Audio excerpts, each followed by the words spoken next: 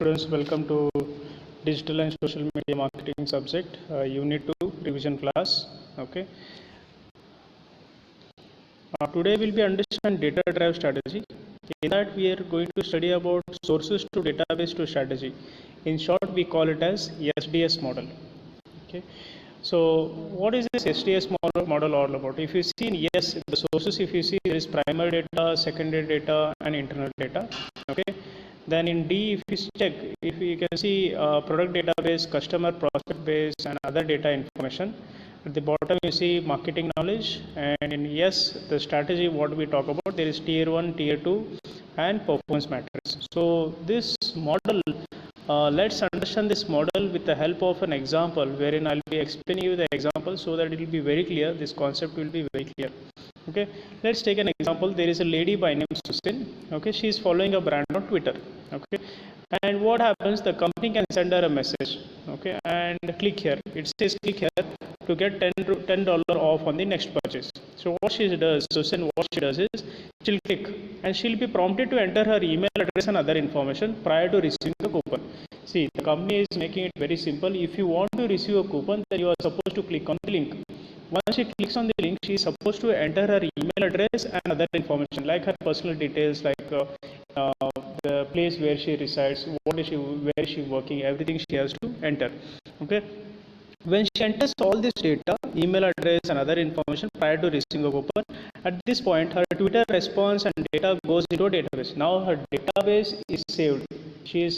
Her Susan database is saved. If she purchases on the website, if Susan will purchase on the website, this information as well is recorded, and this database grows with her address and other information. So the database is growing now with her other information. And say for example, suppose if she calls to ask a question about how the product actually works, okay, then what happens, students? The product, then that becomes her record in the database. So the cycle continues as company gathers more and more information about Susan and her behaviors. So what happens, this multiplies this by number of other customers, and there is lot of actionable data ready to help marketers achieve their objectives and building or retaining a relationship and increasing customer value.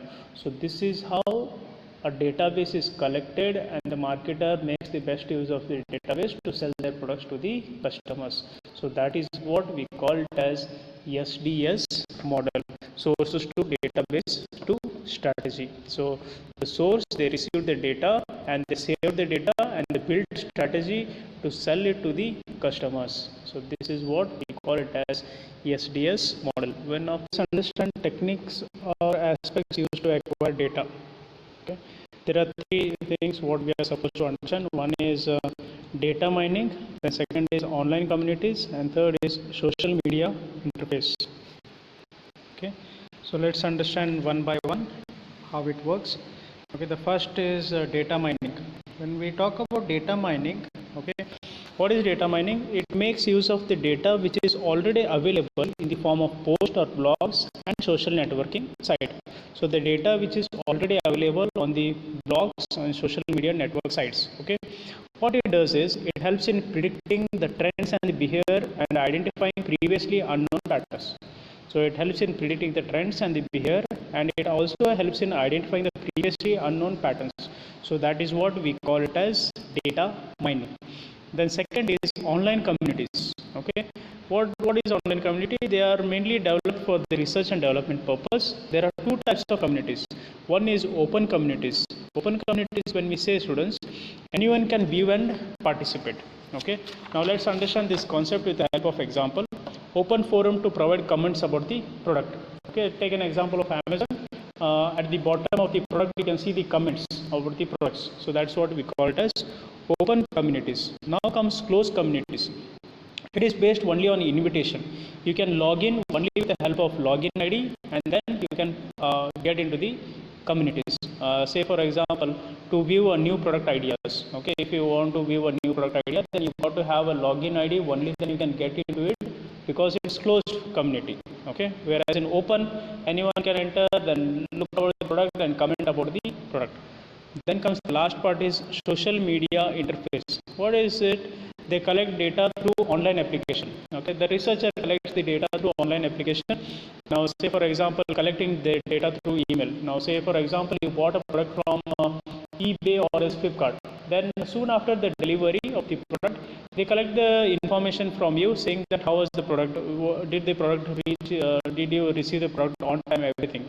So they are collecting the data through with the help of an email. So that is what we call it as social media interface. So these are the techniques or aspects. So let's understand technology enabled approaches. Technology enabled approaches has been divided under two parts. One is client side data collection and second is server side data collection. Okay. Now what is client side data collection? It refers to collecting information about the customer click behavior right at the user's PC. Client side data collection involves placing a bit of a text in the client's web browser. This bit of a text is called as cookie. Okay. Now what happens is it contains anonymously identifying information, and then that can be collected by the piece of JavaScript code that is placed on the web page. Okay. Many times this is what we call it as tag students. Okay.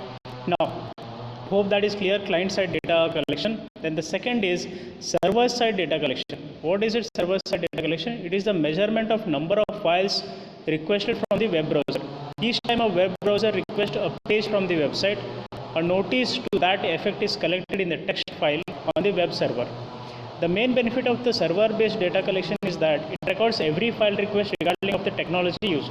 Okay, now let's understand this concept with the help of example. Okay, say for example, Amazon.com through collaborative filtering software keeps a track on the goods ordered or books ordered by the customer and makes recommendations based on the customer trend in the database. Now take one more example. If you ordered a cell phone through Flipkart or Amazon, okay, after a couple of days the Amazon will send you one more offer saying that cover for your cell phone. Okay, so this is where they are tracking the database, and this is what we call it as server side data collection. The server is collecting the data of the customer and recommending the customer what product to buy next in the next purchase, because your database is already saved, and on the basis of that the marketer is giving you the information that this is product which is relevant for you to purchase next. So the first we understood client side data collection, wherein with the help of cookies, with the help of tag, where they collect the database, client side data collection, and second is server side data collection. So that's all about technology enabled approaches. Analyze the data and how the distribution happens of this particular data. To understand this concept, there are four important types of analysis. So one is data mining, customer profiling, RFM analysis. When I say RFM analysis, it's recency, frequency and monitor value, and then report generating. So let's understand one by one what is this data analysis and distribution. So first is data mining.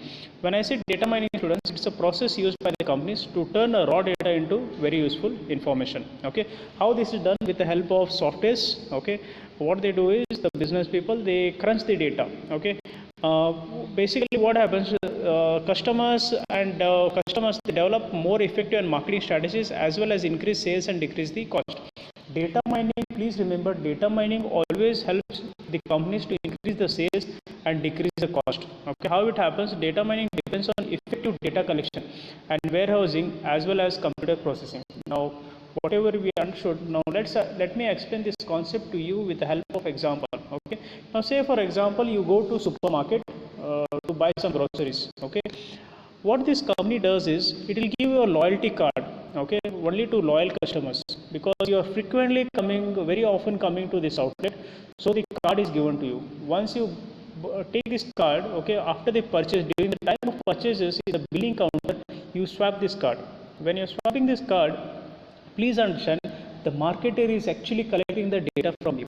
Okay, he is collecting the raw data from you, and he is making a very useful information of those data here, wherein he tracks about what is that product you bought, at what time you bought, who is going to use this product. Everything is collected by the marketer, and he mines this data. So that is what we call it as data mining. Hope that is clear. Now the second is customer profiling. A customer profile is a model of the customer. Based on his profile, the marketer decides on the right strategies and the tactics to meet the needs of the customer. So the marketer is going to create a profile about the customer. If Varun is one customer, then my profile is being created by the marketer. Okay, now let's understand this concept with the help of example.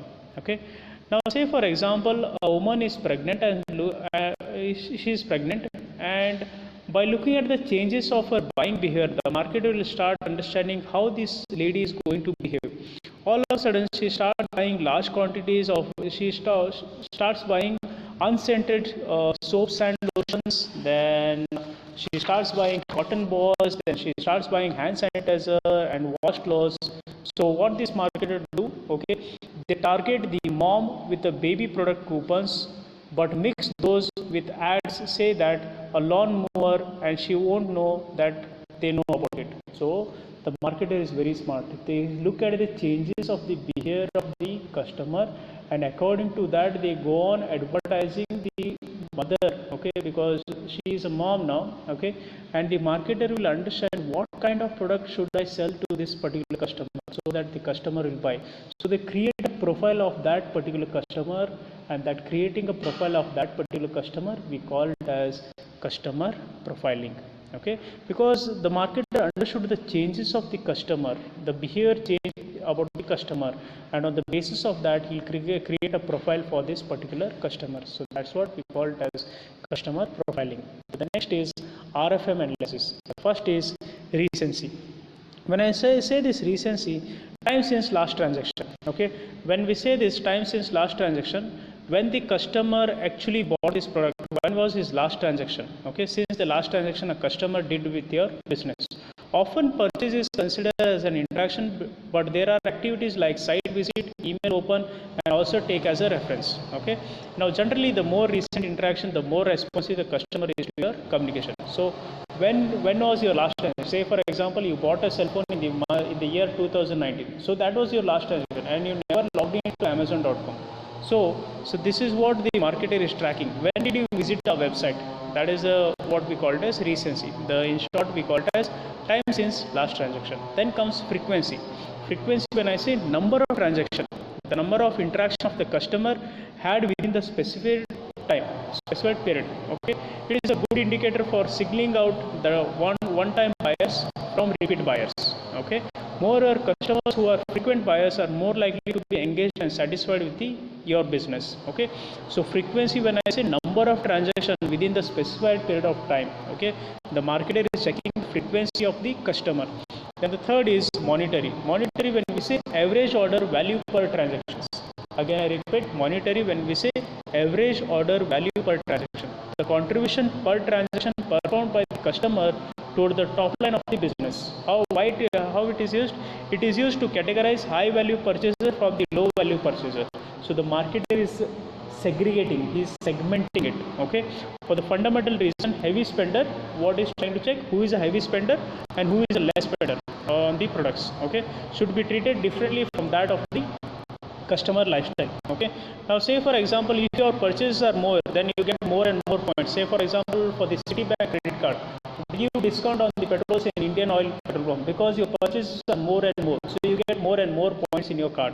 So that's what we call it as monetary. In short we call it as average order and value per transaction. And the last point is report generating. So what is report generating? It is a computer program where whose purpose is to take data from the source such as database or a spreadsheet. Okay, in the corporate we call it as employee database of the company. So this is all about data. And now let's understand consumer behavior online. Okay, in that the very important part is characteristics of consumer behavior online. Okay, it has there are 6 characteristics. Okay, so let's understand one by one. The first is scarcity. When a product is scarce, it will create more demand. Okay, in economics you might have studied demand and supply. The same we are going to understand in DSMM. Such as discount offered for the limited time only. The best example is Flipkart uses this principle by saying that deal of the day. So that's the best way and easy way to understand. Easy example is Flipkart comes up with the deal of the day. So the scarcity, say for example USP for one rupee, they come up with a discount, they come up with the offer. So the deal of the day. Okay, so that's what we call it as scarcity. There will be more, they create more demand. The second is popularity, formerly called as bandwagon effect. Okay, it was called as bandwagon effect. Consumers are more likely to purchase a brand that their friends or many others like and use. Okay, The most popular brand in this category gathers more buyers. Okay, this is why many people send request to like their Facebook pages, and Amazon 5-star product reviews lead to believe that it's a great book or the CD. So the more and more popularity the brand gets, the more sales happens because of the popularity created by the people. Then the next is affinity. Consumers are persuaded by the friends and family because they like and trust them. Viral marketing is based on this principle. Okay, you are likely to watch a YouTube video, and then someone you trust and send the link to the other person. Okay, and you purchase something that is on the social network friends and highly recommended. So that's what we call it as affinity. Okay, then comes authority. It is a celebrity or other famous figure uses recommended a particular brand on the social network. Okay, many times you follow some film stars and you go on buying the products. Okay, because of the authority, because someone has recommended. Okay, on the website, it will become more popular. If you like, say for example, if you like Lady Gaga and she recommends a new artist, and you are likely to purchase a CD from that artist. So that's the best example of authority. Then comes consistency. When individual hold particular beliefs and attitudes about the product, it is hard to change them.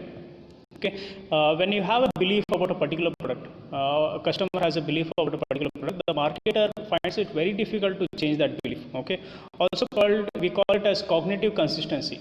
Okay, that is in your mind, which is set, and to change it, it will be very difficult. Okay, this explains the habitual behavior pattern or consistently using the same online news or weather site for information. This explains why you have to take a chance. Okay, now say for example, Alia Bhatt recommended you, or Alia Bhatt recommendations. If you like her, then you don't dislike her products. Now recently Alia Bhatt is endorsing Vico products. The particular customer likes Alia Bhatt. Okay, but he'll not, though he doesn't like Vico toothpaste, he might tend to buy the product because it is said by Alia Bhatt. So that's what we call it as consistently. It's an habit for you to buy. Take one more example of Baba Ramdev as well. Because of the Patanjali products, he go on buying because people follow him and they go on buying the products. Then comes reciprocity. Okay, it means exchange. This is why free product samples in the grocery stores or 30 days free software trial downloads tend to increase products sales that item of the sampling period. So basically the marketer gives a sample product for you so that you like the product initially, and later you come for buying the product for the full time. The best example is antivirus, free antivirus for trial period of 30 days. Once you take this, okay, of trial period, and later you'll tend to buy the product full time by paying 500 rupees for year subscription or something. So that's all about consumer behavior online, the characteristics, very important. So now let's understand tracking and collecting data. Okay, very important again for the exam. First is determine what information you want to collect. This basically you have studied in research students. The same is being repeated in DSMM. Whenever the marketer wants to collect some data, first he has to understand what information he wants to collect. Okay, is it about the customer he is trying to collect, about the brand he is trying to collect? So he has to decide, or else about the age group between 18 to 34. What is that he wants to collect? He should be very clear. So determine what information you want to collect first.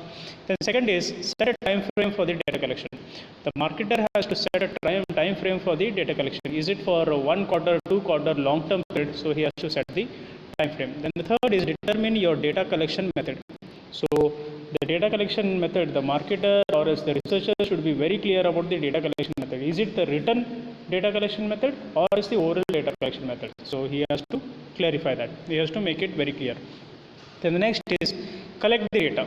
Once everything is done, then the researcher should start collecting the data. He has to collect the data, okay, and implement it. Okay, he has to build some strategies for collecting the data. We call it as DMP, data management platform. What is that platform he is using to collect the data? Okay, say for example, if your data collection is continuously, then you might make some updates to your plans as per the condition changes and as per the new information. So once this happens in the collection of data, and the last is analyze the data and implement your findings. So once everything is done, you got to analyze the data. What all changes, what all analysis you have to make. You have got to turn the raw data into the valuable data. Even in the previous slide, we understood the raw data is converted into valuable data. The same way, in the analysis of the data, you got to convert the raw data into valuable insights and give your findings. You got to give your findings. We call it as suggestions and findings. The marketer or as the researcher has to give the findings. So that's what we call it as tracking and collecting the data. Okay. Now, the next part below mentioned are few general questions, students. Please have a glance at this, which is part of Unit 2, marketing knowledge management, then so monitoring social media, then knowledge management metrics, then TCO, very important question, then what is STP, okay, segmenting, targeting, positioning strategies, then what is data analytics, okay, what are KPIs. So these are all 3 marks question. Please have a glance at it. Then steps in process of online behavior. This is again a part of research, very quite often asked in the paper. So problem recognition, information search, evaluation of alternatives, purchase decision, post-purchase evaluation. Please have a glance at this. Then again one more general question for your exam point of view. Sources of data in e-marketing research, okay, which is basically quite simple one, primary data and secondary data. Okay. So that's all about Unit 2. Okay. Thank you so much.